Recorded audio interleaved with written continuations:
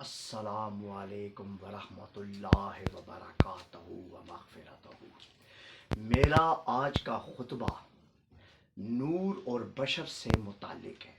صدیوں سے یہ جھگڑا چلا آ رہا ہے، علماء میں، فقہاء میں، محدثین میں، اور اس پہ کئی مناظرے ہو چکے ہیں اور اس میں کتنی مختلف رائے پیش ہو چکی ہیں، اختلافات پیدا ہو چکے ہیں کہ آیا نبی علیہ الصلاۃ والسلام نور ہیں یا بشر ہیں۔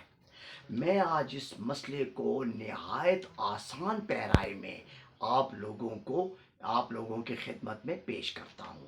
یہ فقیر جو بات بھی کرے گا وہ اللہ کے حکم سے اور اللہ ہی کی خوشنودی میں جو سچا دین ہوگا وہ بیان کرے گا۔ اصل میں جب روئے زمین پہ اللہ نے اپنے چند بندوں کو منصب نبوت اور منصب رسالت سے نوازا، عطا کیا، تو ان کو دو خصلتیں، دو جبلتیں عطا کی۔ ایک ان کو روحانیت عطا کی اور ایک ان کو انسانیت عطا کی۔ مگر ان کے مقابلے میں جو عام بندہ جب دنیا میں پیدا ہوتا ہے، اللہ اس کو پیدا فرماتا ہے تو اسے بھی دو چیزوں سے نوازتا ہے۔ اس کی خصلت میں اور اس کی جبلت میں دو چیزیں ہوتی ہیں، اس میں انسانیت اور شیطانیت ہوتی ہے۔ جبکہ انبیاء اور مرسلین میں شیطانیت کا جو خصلت اور جبلت ہے وہ نہیں ہوتی، وہاں پہ روحانیت ہوتی ہے اور انسانیت ہوتی ہے۔ بندوں میں انسانیت اور شیطانیت ہوتی ہے۔ جو نیک لوگ ہوتے ہیں، صالح، متقی، ولی اور اعلیٰ قسم کے جو پرہیزگار لوگ ہوتے ہیں وہ نبیوں سے انسانیت لیتے ہیں، اور جو ان کو ان نبیوں کی انسانیت ملتی ہے تو ان کے درجات بلند ہوتے ہیں۔ روحانیت کسی بندے کے لیے نہیں ہے، روحانیت میں وحی کا نزول ہے، الہامیت ہے، آفاقیت ہے، اللہ کی طرف سے براہ راست کلام ہے۔ وہ عام بشر کو نہیں حاصل، وہ صرف انبیاء اور مرسلین کو حاصل ہوتا ہے۔ ان کے پاس فرشتے آتے ہیں، ملائکہ آتے ہیں۔ تو نبی علیہ الصلاۃ والسلام کی بات کرتا ہوں، باقی انبیاء اور مرسلین کا یہاں موضوع نہیں ہے۔ تو میں اصل موضوع میں وقت کو بچاتے ہوئے آپ کے سامنے یہ پیش کرتا ہوں کہ اللہ کے نبی علیہ الصلاۃ والسلام نور بھی تھے اور بشر بھی تھے۔ نور تھے وحی کے حوالے سے، جس وقت وحی کا نزول ہوتا تھا، ان کے اوپر الہامی معاملات ہوتے تھے تو اس وقت وہ بھرپور سراپے نور ہوتے تھے، اور جس وقت وہ ہدایت کے راستے پہ تربیت کے طور پہ آتے تھے تو پھر وہ انسانیت ہوتی تھی، وہاں روحانیت ہوتی تھی۔ لہٰذا نبی علیہ الصلاۃ والسلام دوہری شخصیت میں اس لیے تھے کہ وہ نور بھی تھے، بشر بھی تھے۔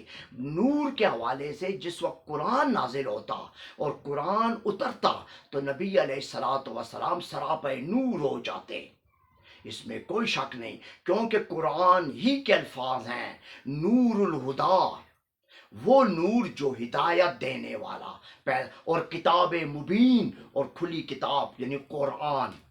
تو نبی علیہ الصلاۃ والسلام جس وقت ہدایت دینے لگتے ہیں، ہدایت کے معاملے میں آتے تھے تو وہی نور لے کے آتے تھے، وہ کائنات کے لیے ایک نور بنتے تھے روحانیت کے حوالے سے۔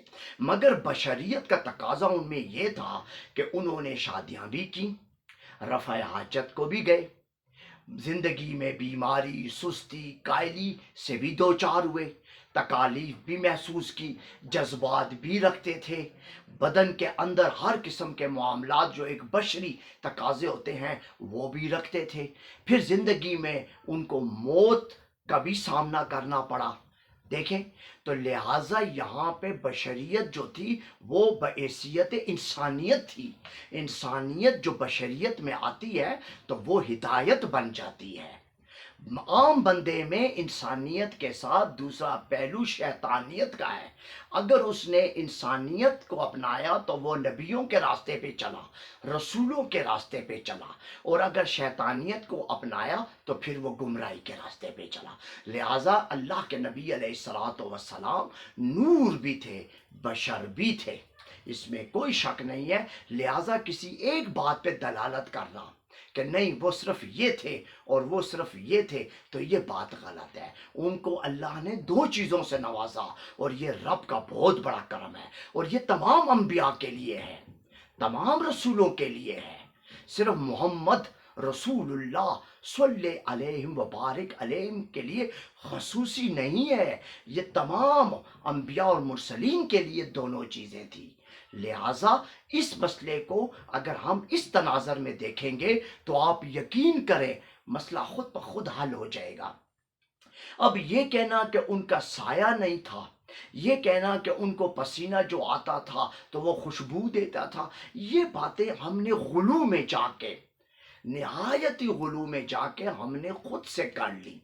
جس وقت وحی کا نزول ہوتا تھا، فرشتہ آتا تھا، قرآن اترتا تھا، تو نبی علیہ الصلوۃ والسلام سراپے نور ہو جاتے تھے۔ پھر سائے کا ہونا نہ ہونا، پسینے سے خوشبو کا آنا، اور جسم کا معطر ہو جانا، مطہر ہو جانا، مقدس ہو جانا، منور ہو جانا، یہ عمل بالکل سچا ہے، کیونکہ قرآن اتر رہا ہے، اللہ کا کلام اتر رہا ہے، فرشتہ آ رہا ہے۔ یہ وہ گھڑی ہوتی ہے جس وقت وہ سراپے نور ہوتے ہیں۔